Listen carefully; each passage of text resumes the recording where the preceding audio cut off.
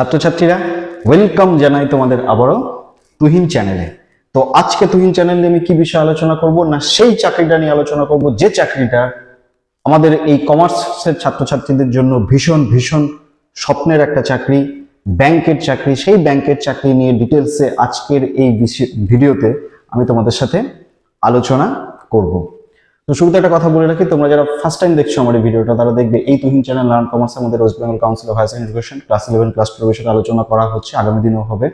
এবং আগামী দিনে আমি কি বিষয়ে আলোচনা করব সেটা অলরেডি বিভিন্ন ভিডিওতে আমি তোমাদের বলে দিয়েছি। ফলে ভবিষ্যতে কমার্স রিলেটেড সমস্ত বিষয় যেটা আমাদের West Bengal council of higher secondary education class 11 class 12 যেটা নতুন সেমিস্টার পদ্ধতি চালু হওয়ার পরে এবং এনইপি চালু হওয়ার পরে গ্র্যাজুয়েশনের সমস্ত বিষয়টা কমার্সের বিষয়গুলো জানতে তোমাদের কি করতে হবে না, অবশ্যই এই চ্যানেলটাকে সাবস্ক্রাইব করে রাখতে হবে।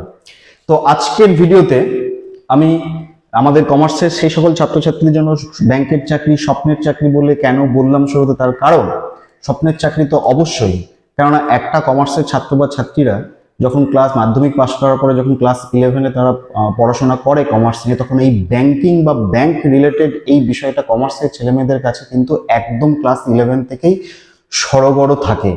প্রত্যেকটা কমার্সের প্রত্যেকটা সাবজেক্টের সাথে কিন্তু ব্যাংক বা ব্যাংকিং এই বিষয়টা কিন্তু ওতপ্রোতভাবে জড়িত।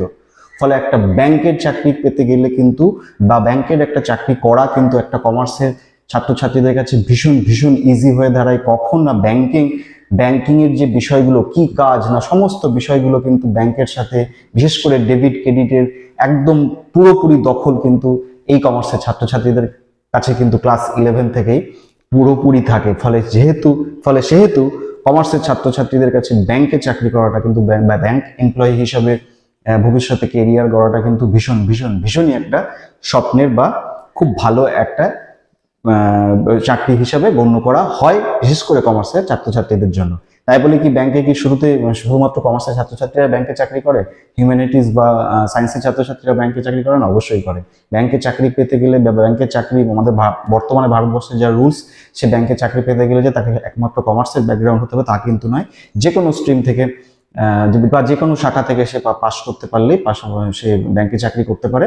তবে কমার্সের ছাত্রছাত্রীদের কাছে কিন্তু ব্যাংকিং চাকরিটা ভীষণ ভীষণ ইজি হয়ে দাঁড়ায়, কারণ প্রচুর হ্যান্ডলিংটা বিষয়টা, যেহেতু তাদের কমার্সিয়াল নলেজটা ক্লাস 11 থেকেই থাকে, সেহেতু কিন্তু ব্যাংকিং সার্ভিসটা কমার্সের ছাত্রছাত্রীদের কাছে ভীষণ ভীষণ ইজি হয়ে কিন্তু দাঁড়ায়। তো আজকে এই ভিডিওতে আমি টোটাল ব্যাংকের আমাদের বর্তমানে ভারতবর্ষের ব্যাংকিং এর যে বিষয়গুলো আছে সেই টোটাল নিয়ে আলোচনা করব। কিভাবে ব্যাংকে চাকরি করা যায়, কখন পাওয়া যায়, সে সমস্ত বিষয়টা আলোচনা করব। হ্যাঁ, কি পরীক্ষা দিতে হয়, সেসবগুলো আমি বলে দেবো।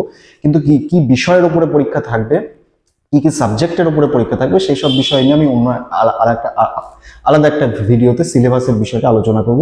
কিন্তু আজকের এই ভিডিওতে আমি তোমাদের ওভারঅল একটা আইডিয়া দিয়ে দিচ্ছি যে একজন কমার্সের ছাত্রছাত্রীরা বা এমএস স্ট্রিমের ছাত্রছাত্রীরা ব্যাংকের চাকরি পেতে গেলে তোমাদের কি রুলস, কি প্রসিডিওর আছে, কিভাবে তোমাদের এগিয়ে যেতে হবে, তার একটা ওভারঅল একটা গাইডলাইন আমি তোমাদের তোমাদের আউটলুক তোমাদের আজকের এই ভিডিও থেকে তোমাদের দিয়ে দেবো, যাতে তোমাদের কনসেপ্টটা বা বেসিক আইডিয়াটা তোমাদের হয়ে যায়। তাহলে আমি বোর্ডে কিছু লিখে রেখেছি। বোর্ডে লিখেছি how to get banking job বলে আমার পাশে লেখা আছে ক্লার্ক এবং পিও ব্যাপারটা নিয়ে আমি একটু পরে আসছি। তার আগে ওই লেখাটা যেরকম হেডিংসে লেখা আছে সেটা থাক। তারপরে আমাদের কি বলছি, কি লেখা আছে। ব্যাংক বলে লেখা আছে আমাদের ভারতবর্ষে। ব্যাংক, এই ব্যাংকের দুটো শাখা, ব্যাংকিং সেক্টরটা দুভাগে ভাগ করা আছে। একটা আছে সেন্ট্রাল ব্যাংক, একটা হচ্ছে কমার্শিয়াল ব্যাংক। শুরুটা একটা হচ্ছে কমার্শিয়াল ব্যাংক বা যেটাকে আমরা বলি বাণিজ্যিক ব্যাংক। কমার্সের ছাত্রছাত্রীদের কাছে বাণিজ্যিক ব্যাংক এই শব্দটা তোমরা ক্লাস 11 থেকে তোমরা জানো, ফলে বাণিজ্যিক ব্যাংক বা কমার্শিয়াল ব্যাংক নিয়ে তোমাদের কোনো সমস্যা নেই। আরেকটা হচ্ছে সেন্ট্রাল বা আরবিআই, সেন্ট্রাল ব্যাংক বা যেটা আমাদের ভারত সরকারের কেন্দ্রীয় bank, central bank, reserve bank of India. এই দুরকম ভাবে আমাদের ভারতবর্ষের ব্যাংকিং সিস্টেমটাকে দুটো ভাগে ভাগ করা আছে। একটা হচ্ছে সবার মাথার উপরে রিজার্ভ ব্যাংক বা সেন্ট্রাল ব্যাংক এবং তারপরে বাকি সমস্ত ব্যাংকগুলো যেটা আছে সেগুলোকে বলা হচ্ছে কমার্শিয়াল ব্যাংক বা বাণিজ্যিক ব্যাংক। এটা তোমরা ক্লাস 11-এর ছাত্রছাত্রীরা, কমার্সের প্রত্যেকটা ছাত্রছাত্রীরা ক্লাস 11 থেকে কিন্তু এই বিষয়গুলো জানো। তারপরে কি বলছে, কমার্শিয়াল ব্যাংক মানে সমস্ত কমার্শিয়াল ব্যাংকের দুটো ভাগ আছে। দুটো ভাগ মানে হচ্ছে একটা হচ্ছে পাবলিক ব্যাংক, সেটাও তোমরা জানো, আর একটা হচ্ছে প্রাইভেট ব্যাংক। পাবলিক ব্যাংক মানে যেগুলো আমাদের ন্যাশনালাইজড ব্যাংক, সরকারি ব্যাংক, যেগুলো তার মধ্যে তোমার সমস্ত কিছু পড়ছে, এসবিআই পড়ছে, পিএনবি পড়ছে, ইউবিআই পড়ছে, তারপরে আমাদের সরকারি ব্যাংক, এলাহাবাদ ব্যাংক পড়ছে, সমস্ত ব্যাংকগুলোকে বলা হচ্ছে, যেগুলো সরকারের তত্ত্বাবধানে, সেইগুলোকে বলা হচ্ছে তোমাদের ব্যাংক, পাবলিক ব্যাংক। আর যেগুলো প্রাইভেট ব্যাংক, প্রাইভেট ব্যাংক আমাদের ভারতবর্ষে প্রচুর আছে। আমাদের 1 নম্বর এখনো লিডিং প্রাইভেট ব্যাংক ভারতবর্ষে বেশ কিছু বছর ধরে হচ্ছে এইচডিএফসি, আইসিআইসিআই, তারপর আমাদের অ্যাক্সিস ব্যাংক, এই সমস্ত ব্যাংকগুলো হচ্ছে আমাদের প্রাইভেট ব্যাংক। তাহলে কমার্শিয়াল ব্যাংকের দুরকম হচ্ছে, একটা হচ্ছে পাবলিক ব্যাংক যেগুলো আমাদের সরকারি ব্যাংক, আর একটা হচ্ছে প্রাইভেট ব্যাংক যেগুলো হচ্ছে বেসরকারি ব্যাংক। তো আজকের এই ভিডিওতে আমি মেনলি কমার্শিয়াল ব্যাংকের যে ক্রাইটেরিয়া, যে চাকরিগুলো আছে সেইগুলো নিয়ে আমি কিভাবে চাকরিটা করা যায় কমার্শিয়াল ব্যাংকে সেই বিষয়ে ওভারঅল একটা আউটলুক দিয়ে দেবো। রিজার্ভ ব্যাংক বা সেন্ট্রাল ব্যাংকে কি করে চাকরি পাওয়া যায়, সেই রিজার্ভ ব্যাংক এবং সেন্ট্রাল ব্যাংকের বিষয়গুলোকে নিয়ে আমি অন্য আরেকটা ভিডিওতে টোটাল রিজার্ভ ব্যাংকের বিষয়টা নিয়ে আলোচনা করবো। ফলে এই পোর্শনটা নিয়ে আমি অন্য একটা ভিডিওতে আলোচনা করব, যেটা আমাদের কেন্দ্রীয় ব্যাংক বা সেন্ট্রাল ব্যাংক বা রিজার্ভ ব্যাংক অফ ইন্ডিয়া নিয়ে। আজকের ভিডিওটা যেটা আলোচনা করবো শুধুমাত্র কমার্শিয়াল ব্যাংকের ক্ষেত্রে। কমার্শিয়াল ব্যাংকগুলো কি তোমাদের আমি বলে দিলাম, তার মধ্যে দুটো পার্ট, একটা পাবলিক, একটা প্রাইভেট। এবার দেখো, প্রথমে বলে আসি পাবলিক ব্যাংকের। প্রাইভেট ব্যাংকের বা সরকারি ব্যাংকে চাকরি করার বিষয়টা একটু পরে বলছি, তার আগে বলছি পাবলিক ব্যাংকে, প্রাইভেট ব্যাংকে যে চাকরিগুলো আছে, মানে যেটা ধরো এইচডিএফসি বলো, আইসিআইসিআই বলো, আমাদের অ্যাক্সিস ব্যাংক বলো, এদের একটা নিজস্ব প্রসিডিওরে এরা চাকরি নেয়। কখনো সরাসরি ইন্টারভিউর মাধ্যমে এরা চাকরি নেয়, বিভিন্ন পোস্ট অনুযায়ী ওরা চাকরি নেয়। একদম হয়তো উঁচু পোস্টে সরাসরি হয়তো তারা চাকরিতে নিয়োগ করে না। লোয়ার লেভেল থেকে শুরু করে ইন্টারভিউর মাধ্যমে রিজিওনাল অফিসগুলো তাদের নিজস্ব ওয়েবসাইটের মাধ্যমে তারা যখন কর্মী নিয়োগ করে, তখন সেই বিষয়ে তারা অলরেডি জানিয়ে দেয়, এবং সেই হিসাবে সেইখানে নিজস্ব ইন্টারভিউর মাধ্যমে বা কি ক্রাইটেরিয়া রাখছে সেই বিষয়গুলোকে নিয়ে প্রত্যেকটা প্রাইভেট ব্যাংক আলাদাভাবে তাদের স্টাফ নিয়োগ করে, বা সেইভাবে তাদের সেই ব্যাংকে চাকরি পাওয়া যায়। আজকে কিন্তু আর যেটা আমাদের পাবলিক ব্যাংক, যেটা আমাদের সরকারি ব্যাংক, সেই সরকারি ব্যাংকের কিন্তু নির্দিষ্ট প্রসিডিওর আছে। আমি আজকের এই ভিডিওতে সরকারি ব্যাংকের প্রসিডিওরটা নিয়ে কিন্তু মেনলি তোমাদের সাথে আলোচনা করব। তো প্রাইভেট ব্যাংকের বিষয়গুলোকে অলরেডি আমি বলে দিলাম। এবার দেখো, চলে আসছি আমাদের সরকারি ব্যাংকের উপর। সরকারি ব্যাংক যেগুলো আছে, সরকারি ব্যাংকের সিলেকশন প্রসিডিওরটা যেটা আছে, কিভাবে একজন চাকরি পাওয়া যায় বা কিভাবে সরকারি ব্যাংকের সিলেকশন হয় অ্যাজ এ স্টাফ হিসাবে, তার মধ্যে দুটো পার্ট আছে, দুটো পার্ট চলে যায়। কারণ সিলেকশন প্রসিডিওরটা দুটো পার্টে চলে যায়। একটা হয় আইবিপিএস, যেটাকে বলা হয় institute of banking and personnel selection. IBPS এর মাধ্যমে, এই আইবিপিএস এর মধ্যে কি হয় না, এটা একটা board, institute of banking and personnel selection, এটা একটা বোর্ড। এই বোর্ডের মাধ্যমে ভারতবর্ষের সমস্ত সরকারি ব্যাংকে ক্লার্ক এবং প্রভিশনারি অফিসার হিসেবে চাকরি পাওয়া যায়। কিন্তু এই এক্সেপ্ট এসবিআই মানে হচ্ছে স্টেট ব্যাংক অফ ইন্ডিয়া, কিন্তু এই আইবিপিএস এর সাথে বা সেই বোর্ডের মধ্যে স্টেট ব্যাংক অফ ইন্ডিয়া থাকে না। স্টেট ব্যাংক আলাদা করে তাদের স্টাফ নিয়োগ করে, সেটা ক্লারিক্যালে নিয়োগ করে, ম্যানেজার পোস্টেও নিয়োগ করে। এসবিআই এই আইবিপিএস এর মধ্যে না থেকে আলাদা করে তাদের সমস্ত পরীক্ষাগুলো তারা আলাদা করে কন্ডাক্ট করে। বাকি যত ব্যাংক আছে, সেটা ব্যাংক অফ ইন্ডিয়া বলো, ইউনাইটেড ব্যাংক অফ ইন্ডিয়া বলো, এলাহাবাদ ব্যাংক অফ ইন্ডিয়া বলো, ব্যাংক অফ বরোদা বলো, সমস্ত সরকারি ব্যাংকগুলো তারা কিন্তু এই আইবিপিএস এর মাধ্যমে একটা পুরো সিলেকশন প্রসিডিওরটা, institute of banking and personnel selection, এইটার মাধ্যমে সমস্ত ব্যাংকরা তাদের কর্মী বা সেই পরীক্ষার মাধ্যমে তোমরা চাকরি পেতে পারো। কিভাবে এই ইনস্টিটিউট অফ ব্যাংকিং পার্সোনালে কিভাবে চাকরি হয় না, এখানে কোন কোন পোস্টগুলো আছে, সেই পোস্টগুলো কি পোস্টগুলো আছে না, ব্যাংক পিওর চাকরি পাওয়া যায়। ব্যাংক পিও মানে হচ্ছে যারা ব্যাংক পিওর ফুল ফর্ম হচ্ছে ব্যাংক প্রফেশনালি অফিসার। এই ব্যাংক প্রফেশনালি অফিসারের একটা পোস্টে যখন এই আইবিপিএস এর মাধ্যমে চাকরি পাওয়া যায়, তো এই ব্যাংক প্রফেশনাল অফিসার কারা না, এই ব্যাংক প্রফেশনাল অফিসে পাস করার পরে পরীক্ষা দিয়ে, অবভিয়াসলি লিখিত পরীক্ষা হবে, কটা ধাপে পরীক্ষা হবে সেটা আগে পরে বলছি।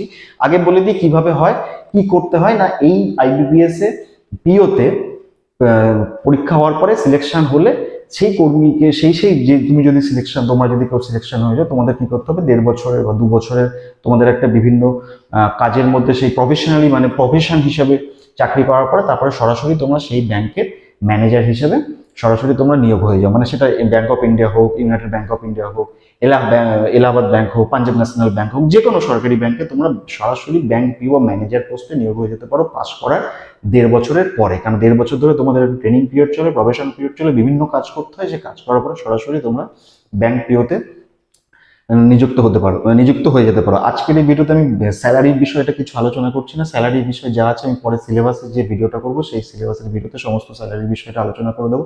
তবে এইটুকু জেনে রাখো, নতুন ফর্মস অনুযায়ী ব্যাংকের স্যালারি, মানে যে কোনো সরকারি গভর্নমেন্ট ব্যাংকের স্যালারি বেশ বেশ বেশ ভালো। এইটা কেবল জেনে রাখো, পরে আমি ডিটেলস কত স্যালারি না আছে সেটা নেক্সট কোনো একটা ভিডিওতে আলোচনা করে দেবো। তারপরে আরেকটা পোস্ট হয়, সেটা হচ্ছে ক্লারিক্যাল। ক্লার্ক মানে হচ্ছে কারা, মানে তোমরা যারা দেখতেও পারো যে ব্যাংকে গিয়ে দেখতে পারো বিভিন্ন কাউন্টারে বসে থাকে, ক্যাশ কাউন্টার, ডিপোজিট কাউন্টারে, এসব লোকেরা মানে মানুষ যারা ওখানে চাকরি করে তারা সবাই হচ্ছে ক্লারিক্যালে চাকরি করে।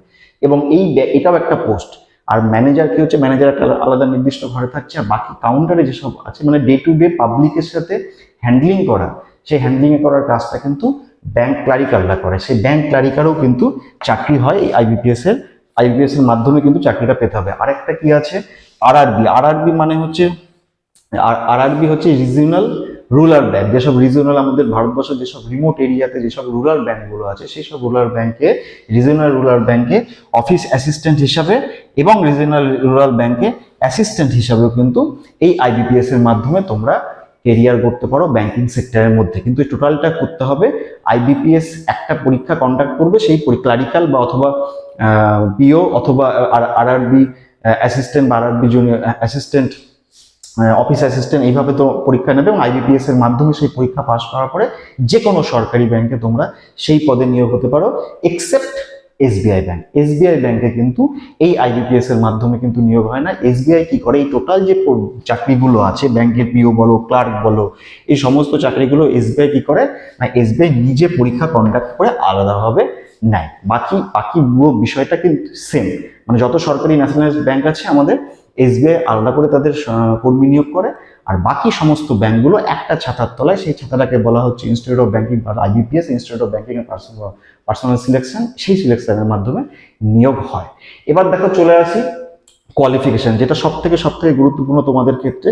কোয়ালিফিকেশনটা কিন্তু গ্র্যাজুয়েশন, মানে অবশ্যই সেই ছাত্র বা ছাত্রীকে কিন্তু অবশ্যই আমাদের, বিশেষ করে যদি এটা কমার্সের ছাত্রছাত্রীদের জন্য বলছি, যেহেতু এটা কমার্সের চ্যানেল, অবশ্যই তোমাদের বিকম ক্লিয়ার থাকতে হবে। এবং বিকম ক্লিয়ার থাকলে তোমরা কিন্তু ব্যাংকে আইবিপিএস এর মাধ্যমে অন্যান্য সমস্ত ব্যাংকে বা এসবিআই ব্যাংকে তোমরা নিয়োগ হতে পারো, বা ভবিষ্যতে এই ব্যাংকের চাকরিতে তোমরা নিজেদেরকে প্রতিষ্ঠিত করতে পারো। গ্র্যাজুয়েশন দেখো ব্র্যাকেটে লিখে রেখেছি এনি স্ট্রিম, তার মানে শুরুতে আমি বলেছিলাম শুধুমাত্র কমার্সের ছাত্রছাত্রীরা ব্যাংকে চাকরি করতে পারে না, তা নয়। হিউম্যানিটিস বা আমাদের সায়েন্সের শাখার ছাত্রছাত্রীরাও কিন্তু অ্যাপ্লাই করতে পারে। অবশ্যই তাকে কি থাকতে হবে না, গ্র্যাজুয়েশন থাকতে হবে। সেটা এসবিআই, সেটা আইবিপিএস এর ক্লার্ক বলো, পিও বলো, RRB office assistant, RRB assistant যাই হোক না কেন, বা এসবিআই আলাদা করে যাই করুক না কেন, ব্যাংকে চাকরি পেতে গেলে অবশ্যই তোমাকে গ্র্যাজুয়েট হতে হবে। এবং গ্র্যাজুয়েট হতে গেলে এখানে একটা কথা বলে রাখি, গ্র্যাজুয়েট হতে গেলে কি অনার্স থাকতে হবে না, অনার্সের কোনো বিষয় এখানে নেই, অনার্স এখানে ম্যান্ডেটারি নয়। তবে হ্যাঁ, যেটা ম্যান্ডেটারি গ্র্যাজুয়েশনের ক্ষেত্রে যেটা ম্যান্ডেটারি আমি বলে রাখছি, সেটা হচ্ছে পিওর ক্ষেত্রে, মানে যেটা প্রফেশনারি অফিসার ব্যাংক পিও, যেটা সেই ব্যাংক পিওর জন্য কিন্তু অবশ্যই তোমাদের ওভারঅল গ্র্যাজুয়েশনের 60% মার্কস থাকতে হবে, মানে ফার্স্ট ক্লাস থাকতে হবে। ফার্স্ট ক্লাস থাকলে কিন্তু তোমরা একেবারে সরাসরি ব্যাংক পিওতে পরীক্ষা দিয়ে তোমরা সরাসরি সেই ফর্ম ফিল আপ করে চাকরি পেতে পারো। অবশ্যই যেন তোমাদের 60% থাকে পিও হতে গেলে। বাকি ক্লার্ক বলো, তার জন্য কিন্তু পার্সেন্টেজের কোনো ক্রাইটেরিয়া নেই।